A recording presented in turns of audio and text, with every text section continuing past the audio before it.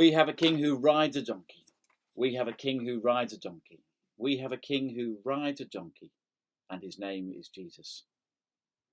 On Palm Sunday in 1987, my mum and my brother and I walked with other Christians from Bethphage near Bethany, down the Mount of Olives, past the Garden of Gethsemane, and on into Jerusalem through the Lion's Gate.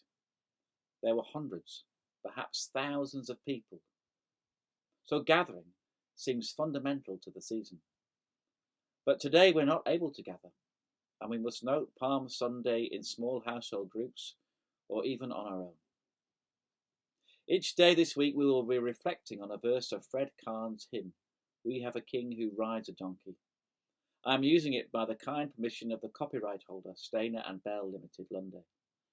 In the first verse, the hymn affirms that we have a king, or a sovereign. In what way Jesus is king becomes part of his trial during the early hours of Friday morning. But for today we have the striking image of a sovereign riding not on a grand horse, but a humble donkey. If Jesus is sovereign, then there must of course be a community of people inspired and led by him. In the Gospels this appears to be the ones greeting him with palm branches and cloaks, but we know that this crowd was fickle, turning against Jesus and then fading away. So who then is this community now? Of course it is the worldwide and through the centuries community of those who live life under his leadership. Our membership is anchored in the death and resurrection of Jesus.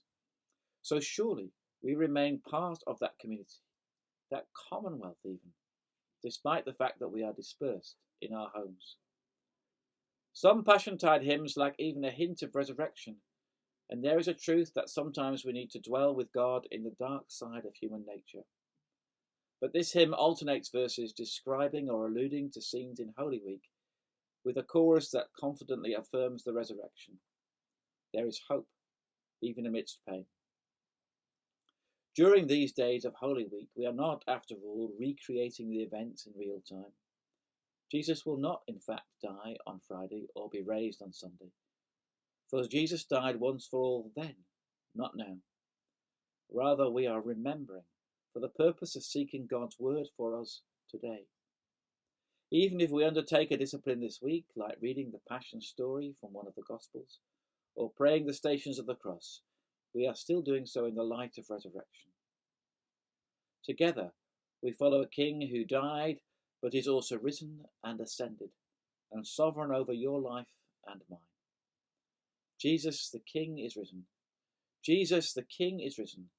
Jesus the King is risen early in the morning.